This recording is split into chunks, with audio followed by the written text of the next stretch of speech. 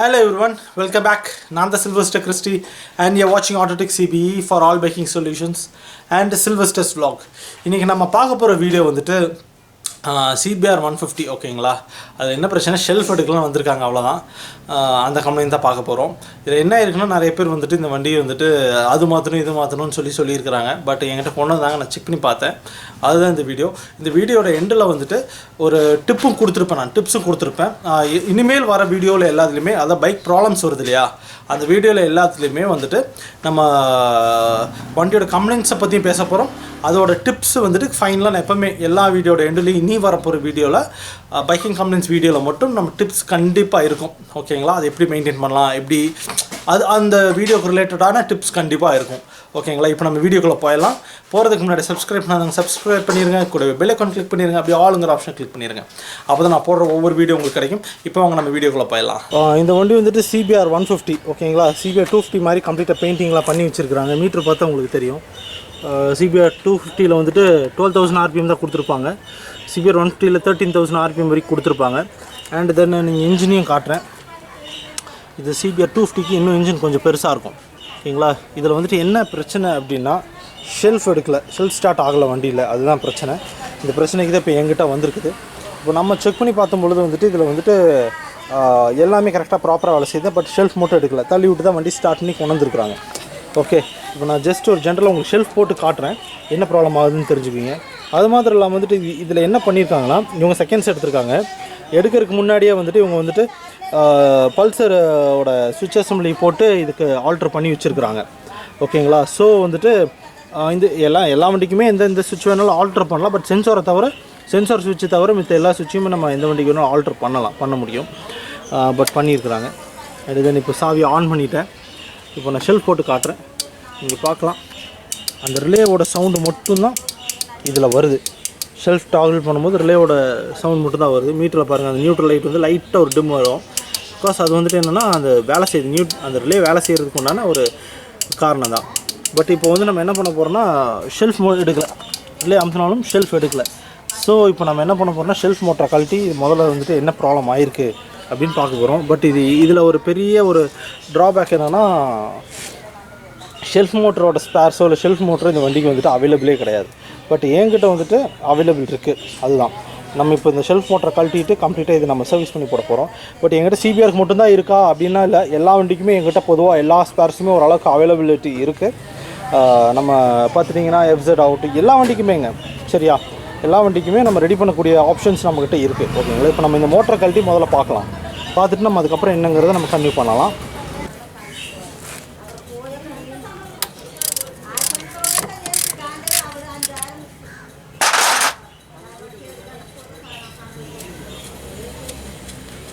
இந்த வண்டியில் வந்துட்டு ஷெல்ஃப் மோட்டரை கழட்டணுன்னா இந்த கிளாம்ப்பு, இந்த இன்ஜின் பெட் கிளாம்ப் எல்லாத்தையுமே நம்ம கழட்டினா தான் வந்துட்டு இந்த வண்டியில் மோட்டரை கழட்டி எடுக்க முடியும். ஆல்ரெடி இந்த மோட்டர் எதுவும் நோண்டி இருப்பாங்க மாதிரி தெரியுதுல்ல, எல்லா வேலையும் செய்வாங்க. கிளாம்ப் எடுத்துகிட்டு அப்புறம் மோட்டரை கழட்ட வேண்டியதான். Okay right cool. அப்புறம் இதுதான் மோட்டரே வந்துட்டு அந்த கீழே கரெக்டாக வீலுக்கு பின்னாடி இருக்கிறனால கம்ப்ளீட்டாக டஸ்ட் ஆகிடுச்சு, மோட்டரே கம்ப்ளீட் டஸ்ட் ஆகிடுச்சு. அண்ட் இப்போ நம்ம இந்த மோட்டரை டிஸ்மேண்டில் பண்ணிவிட்டு என்ன பிரச்சனைங்கிறத நம்ம உங்களுக்கு காட்டுறேன். இப்போ நீங்கள் இது பார்த்தீங்கன்னா மோட்டரை கம்ப்ளீட்டாக வாஷ் பண்ணி எடுத்துட்டோம். இப்போ இந்த மோட்டரை வந்துட்டு செப்பரேட்டாக பேட்டரியில் வச்சு செக் பண்ணால் எதுவும் ஒர்க் பண்ணலை. அண்டு இப்போ நம்ம வந்துட்டு மோட்டரை கம்ப்ளீட்டாக பிரிச்சுட்டு அதுக்கப்புறம் உள்ளே என்ன ப்ராப்ளம் ஆகிருக்கு அப்படிங்கிறத நம்ம அனலைஸ் பண்ணலாம். இப்போ கம்ப்ளீட்டாக நம்ம டிஸ்மேண்டில் பண்ணியாச்சு. இதில் என்ன இருக்குன்னா ப்ரஷ் கிட்டு தான் போயிருக்கு, வேறு ஒன்றும் இல்லை. அதெல்லாம் வந்துட்டு இது ஆல்ரெடி ப்ரஷ் கிட்லாம் வந்துட்டு இவங்க சர்வீஸ் பண்ணியிருக்கிறாங்க. இது இப்போ நம்ம கழட்டி வந்து செகண்ட் டைம் நினைக்கிறேன். அது கழட்டினதுக்கு உண்டான மார்க் எல்லாமே இங்கே இருக்குது, நீங்கள் பார்க்கல. இதெல்லாம் அடிபட்டுருக்குது, இங்கெல்லாம் ஸ்கோரிங் மார்க்கெலாம் ஆயிருக்கு. இப்போ நம்ம என்ன பண்ண போகிறோம்னா இது கம்ப்ளீட்டாகவே வந்துட்டு இது சர்வீஸ் பண்ண போகிறோம். ஓகே, சர்வீஸ் பண்ணி இது இதை ஃபைனலைஸ் பண்ண போகிறோம். எந்தவித பிரச்சனையும் பெருசாக ஒன்றும் ஆகலை ஓகேங்களா. எல்லாம் சின்ன மைனர் கம்ப்ளைண்ட்ஸ் தான். ப்ரஷ் கிட் பர்ன் ஆகிருக்கு தெரியுதா, ப்ரஷ் கிட் பர்ன் ஆகி போயிருக்கு, அவ்வளோதான், வேறு ஒன்றும் பெருசாக ஆகலை. இதான் புது ப்ரஷ் கிட்டு CBR150க்கு நம்ம போட போகிறோம். அண்ட் தென் இந்த லாக்கும் வந்துட்டு இதில் உடஞ்சிருச்சு, இது பார்க்கலாம். இந்த லாக்கு இதில் உடஞ்சிருச்சு, அதனால் நம்ம புது லாக் போட்டு நம்ம அந்த நட்டை வந்துட்டு நிறுத்த போகிறோம். அதுதான் இந்த லாக் எங்கிட்ட இது எல்லாமே அவைலபிள் இருக்குது. சின்ன பார்ட்ஸ் முதற்கொண்டு எங்கிட்ட வந்துட்டு அவைலபிள் இருக்குது. நம்ம இதை ஆர்மேச்சரை த்ரூ பண்ணிவிட்டு அண்டு தென் இது புது ப்ரஷ் கிட் போட்டு இது மாட்டி மோட்டரை ஓட வைக்க போகிறோம், அவ்வளோதான். இப்போ இதில் நம்ம புது ப்ரஷ் கிட் எல்லாம் போட்டாச்சு. போட்டு கம்ப்ளீட்டாக இதை என்னென்ன சர்வீஸ் பண்ணும்போது இதில் வாஷ் பண்ணி கம்ப்ளீட்டாகவே இந்த ஆர்மேச்சரை வந்துட்டு த்ரூ பண்ணி இது கரெக்ட் பண்ணியாச்சு எல்லாமே. அண்ட் தென் இப்போ நம்ம இதை ஃபிட் பண்ணிவிட்டு ஷெல்ஃப் மோட்டர் ரன் பண்ணி பார்க்க வேண்டியதான். நீங்கள் பார்க்கலாம், கம்ப்ளீட்டாக மோட்டர் வந்துட்டு ஒர்க் முடிச்சிட்டோம். எல்லாம் கம்ப்ளீட்டாக வாஷ் பண்ணி இதில் என்னென்ன ஒர்க் பண்ணணுமோ எல்லாம் இதில் பண்ண வேண்டிய ஒர்க் எல்லாம் முடிச்சாச்சு. இது மாட்டிட்டு அடுத்து ஷெல்ஃப் போட்டு பார்க்க வேண்டியதான். ஆல்ரெடி உள்ளே வந்துட்டு நான் தனியாக பேட்டரி வச்சு இதோட செக் பண்ணிட்டேன். பட் இப்போ வந்து நம்ம மாட்டி வந்துட்டு ஸ்டார்ட் பண்ணி பார்க்க வேண்டியதான்.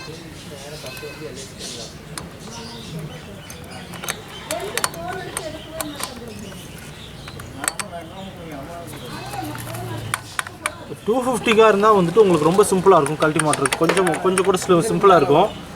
பட் 150 பொறுத்த வரைக்கும் வந்துட்டு அங்கே பெட் கிளாம்பெல்லாம் கழட்டி தான் எடுக்கணும். இது கொஞ்சம் காம்ப்ளிகேட் தான் இந்த வண்டி. அதே போல் மாட்டுறதுக்கு கொஞ்சம் காம்ப்ளிகேட் தான். ஓகே, மாட்டியாச்சு. இப்போ நீங்கள் மோட்டர் பார்க்கலாம், கம்ப்ளீட்டாக அந்த வயர்லாம் போட்டு ஃபிட் பண்ணி முடிச்சாச்சு. இப்போ வண்டி ஷெல்ஃப் போட்டு பார்க்க வேண்டியதான். ஓகே,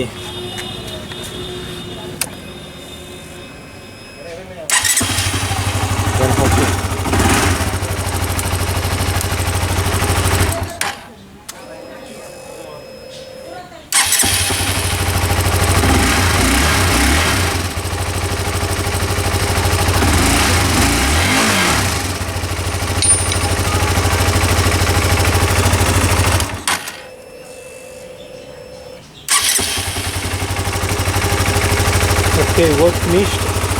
இப்போ நீங்கள் பார்த்தீங்க இல்லையா, நம்ம அந்த ஷெல்ஃப் மோட்டர் தான் பிரச்சனையாக இருந்தது, நம்ம ரெடி பண்ணிட்டோம். இல்லை என்ன பிரச்சனைனா வந்துட்டு இது ஷெல்ஃப் மோட்டரே மாற்றணும், இது ரிலே மாற்றணும், பேட்டரி மாற்றணும்னு சொல்லிட்டு ஒவ்வொருத்தரும் ஒவ்வொரு ஐடியா கொடுத்துருக்குறாங்க. இதில் என்ன பிரச்சனைனா CBR150க்கு வந்து ஸ்பேர்ஸ் கிடைக்கிறதே ஒரு பெரிய விஷயமா இருக்குது. ஓகேங்களா? ஸோ வந்துட்டு இது நம்ம மாற்றிட்டு இருந்தோன்னா அது எப்படி ஒரு கஸ்டமர் வந்துட்டு நம்மளை நம்பி வரும்பொழுது நம்ம வந்துட்டு அது கம்ப்ளைண்ட்ஸை செக் பண்ணி அதை அனலைஸ் பண்ணி நம்ம மாற்றலாம். ரெண்டாவது வந்துட்டு இந்த CBR150க்கு ஸ்பேர் பார்ட்ஸ் வந்துட்டு கிடைக்கிறதே ஒரு பெரிய டிமாண்டாக இருக்குது இல்லைங்களா? CBRனாலே ஒரு டிமாண்டாக தான் இருக்குது. 150 250 ரெண்டுத்துக்குமே டிமாண்டாக தான் இருக்குது. ஸோ அதுக்கு உண்டான ஸ்பேர்ஸ் எல்லாமே வந்துட்டு நான் என்கிட்ட அவைலபிலிட்டி வச்சுருக்கேன். ஒவ்வொரு பார்ட்ஸ்க்குமே ஒவ்வொரு அவைலபிலிட்டி என்கிட்ட இருக்குது. அப்படி இல்லாட்டியுமே உங்களுக்கு குயிக்காக அது கிடைக்கக்கூடிய அளவுக்கு வந்துட்டு கேப்பபிள் நான் பண்ணி வச்சுருக்கேன். ஓகேங்களா? ஸோ வண்டியில் வந்துட்டு இப்போது இந்த வண்டியை பொறுத்த வரைக்கும் என்ன ஆயிருக்கு அப்படின்னா, மோட்டர் வந்துட்டு எதனால் போயிருக்கு அப்படின்னா, ஷெல்ஃப் மோட்டர் எதனால் போயிருக்கு அப்படின்னா அவங்க வந்துட்டு செகண்ட்ஸ் எடுத்திருக்காங்க வண்டி. பிஃபோர் யூஸ் பண்ணவங்க வந்துட்டு ஷெல்ஃப் எப்படி நாக் பண்ணாங்க, இல்லை எப்படி அது யூஸ் பண்ணாங்க அப்படிங்கிறது வந்துட்டு ஒரு கேள்விக்குறி. இது நம்ம வந்துட்டு ஒரு ஷெல்ஃப் மோட்டரை வந்துட்டு எப்படி நம்ம வந்துட்டு ஒரு லாங் லைஃப் வித்ஸ்டாண்ட் பண்ணுறது அப்படிங்கிறது வந்துட்டு உங்களுக்கு நான் இப்போ சொல்லித்தரேன். அதாவது ஒரு வண்டியில் வந்துட்டு இப்போது லேட்டஸ்ட் வண்டியில் பாதி வண்டிக்கு மேலே வந்துட்டு கிக்கர் கிடையாது இல்லையா? ஸோ கிக்கர் இல்லாத வண்டிக்கு வந்துட்டு ஒன்லி ஷெல்ஃபு. ஓகே, அதில் ஸ்டார்ட் ஒரு சில வண்டியில் வந்துட்டு என்ன ஆகும்னா ஒரு கம்ப்ரெஷன் லாக்னு சொல்லிட்டு ஒரு கம்பெனி சொல்லுவோம். வால்வ் ஏறி லாக் ஆகிடும். அப்போ பார்த்தீங்கன்னா ஷெல்ஃப் சுற்றிட்டே இருக்கும், வண்டி ஸ்டார்ட் ஆகாது. இப்போ நிறைய பேர் என்ன பண்ணுவோம்னா இந்த மாதிரி ஒரு கண்டிஷன்ஸில் வந்துட்டு நம்ம ஷெல்ஃபை போட்டு அமுத்தி பிடிப்போம் இல்லையா? சுற்றிட்டே இருக்கும். அப்படி சுற்றிட்டே இருக்கும்போது என்ன ஆகும்னா உங்களுக்கு டக்குன்னு பேர்ன் ஆகி உள்ளே வர ப்ரஷ் கிட்ஸ் பேர்ன் ஆகி டக்குன்னு போயிடும். இதான் காரணம். அதாவது வந்துட்டு அந்த ஷெல்ஃப் மோட்டர் ஹீட் ஆக விடக்கூடாது. ஓகேங்களா? அது எப்படி இப்போ வண்டி ஒரு எடுத்துக்காட்டுக்கு வந்துட்டு வண்டி ஸ்டார்ட் ஆகலைன்னு ஒரு எடுத்துக்கலாம். ஓகேங்களா? இப்போ வண்டி ஸ்டார்ட் ஆகலை, எல்லாமே ஃபங்க்ஷன் கரெக்டாக இருக்குது, பட் வண்டி ஸ்டார்ட் ஆகலை. ஆனால் ஷெல்ஃப் போட்டால் வண்டி ஸ்டார்ட் ஆகிடும். ஓகேங்களா? இதுதான் கான்செப்ட். பட் வந்துட்டு அந்த ஷெல்ஃப் அமுத்துறீங்க, இப்போ ஷெல்ஃப் வந்துட்டு சுற்றிட்டே இருக்குது, பட் வண்டி ஸ்டார்ட் ஆகலை. ஓகேங்களா? இப்போ வந்துட்டு அது எப்படி நம்ம சேவ் பண்ணுறது அப்படின்னா, ஒரு கேப் விட்டு நம்ம வந்துட்டு ஷெல்ஃப் போடுறது. ஓகேவா? இப்போது நீங்கள் வந்துட்டு ஒரு தடவை ஷெல்ஃப் அமுத்துறீங்க, ஒரு 3-4 நாள் நாக் கொடுக்குறீங்க, இன்ஜின் வந்துட்டு ஒரு 4-5 ரொட்டேஷன் கொடுக்குறீங்க, ஸ்டார்ட் ஆகலை. ஒரு 2 நிமிஷமாவது அந்த ப்ரஷ் கிட்ட வந்துட்டு ஹீட்டு கம்மியாகிறதுக்கு நம்ம டைம் கொடுக்கணும். நம்ம என்ன பண்ணுறோன்னா ஸ்டார்ட் ஆகலன்னு ஷெல்ஃபை போட்டு அமுத்தி பிடிக்கிறோம், மறுபடியும் ஸ்டார்ட் ஆகலை விட்டுட்டு மறுபடியும் போட்டே இருக்கும். இப்போ என்ன ஆகுனா இதில் வந்துட்டு ப்ரஷ் கிட் வந்துட்டு பேர்ன் ஆகி சீக்கிரம் போயிடும். இது நாட் ஒன்லி இந்த பைக்ஸுங்க, காருக்குமே இந்த பிரச்சனை இருக்குது. ஓகேங்களா? நான் அட்டன் பண்ணியிருக்கேன். என்னோடய கார்லேயே பர்சனலாக வந்துட்டு பழைய முதல்ல வச்சிருந்த காரில் இந்த ப்ராப்ளம் நான் அட்டன் பண்ணியிருக்கேன். ஸோ இதில் வந்துட்டு இந்த மாதிரி இஷ்யூஸ் வந்துட்டு எல்லா ஷெல்ஃப் மோட்டர் எந்தெந்த வண்டியில் ப்ரஷ் கிட்ஸ் இருக்கோ எல்லா வண்டியிலுமே இந்த பிரச்சனை வந்தே தீரும். இது நம்ம வந்துட்டு இப்படி தான் நம்ம யூஸ் பண்ணிக்கணும். ஒரு ஏர்லி மார்னிங் வந்துட்டு நம்ம என்ன பண்ணுறோன்னா வந்தோடனே வண்டி ஸ்டார்ட் பண்ண ட்ரை பண்ணுறோம், ஸ்டார்ட் ஆகலை. என்ன பண்ணணும், கொஞ்சம் விட்டு ஒரு 4-5 நாக் போடுறோமா, மறுபடியும் விட்டுட்டு ஒரு 2 நிமிஷம் கழிச்சு மறுபடியும் நாக் பண்ணணும். எல்லா வண்டியும் அப்படி ஆகிறதில்ல, ஒரு சில சமயம் தான் இந்த மாதிரி ஆகும். ஸோ அதை வந்துட்டு நம்ம இப்படி தான் வந்துட்டு ப்ரெஷ்ஷை வந்துட்டு, அதாவது ஷெல்ஃப் மோட்டரை வந்துட்டு லைஃப்பை வந்துட்டு எக்ஸ்பேண்ட் பண்ணுறது இப்படி தான் பண்ண முடியும். ஓகேங்களா. கிக்கர் இருக்கிற வண்டிக்கு ஏர்லி மார்னிங் கிக்கர் யூஸ் பண்ணிக்கோங்க. ரெண்டாவது வந்துட்டு இந்த மாதிரி ஸ்டார்ட் ஆகலையா, ஷெல்ஃபில் அடிச்சு ஸ்டார்ட் ஆகலை, கிக்கர் யூஸ் பண்ணி ஸ்டார்ட் பண்ணுங்கள். ஓகேங்களா, அது நம்ம ஈஸி. பட் ஷெல்ஃப் இல்லாத வண்டிக்கு, கிக்கர் இல்லாத வண்டிக்கு வந்துட்டு நமக்கு ஆப்ஷன் இல்லை. கொஞ்சம் அதை பார்த்து நம்ம சேஃபாக தான் வந்துட்டு அதை ஹேண்டில் பண்ணணும். ஓகேங்களா. ஃபியூச்சர் வரக்கூடிய வீடியோவில் வந்துட்டு நான் இதை பற்றியான ஒரு டீட்டெயிலாக தனியாக ஒரு வீடியோ போட முடிஞ்சால் கண்டிப்பாக அதை பற்றி போடுறேன். ஓகேங்களா. இந்த வீடியோ உங்களுக்கு யூஸ்ஃபுல்லாக இருக்கும்னு நான் நம்புகிறேன். அப்படி யூஸ்ஃபுல்லாக இருந்துச்சுன்னா கமெண்ட், லைக் அண்ட் ஷேர் பண்ணிடுங்க. தேங்க்ஸ் ஃபார் வாட்சிங். Stay tune for more videos and vlog and tech வீடியோஸ்க்காக நம்ம சேனலை சப்ஸ்கிரைப் பண்ணிக்கோங்க.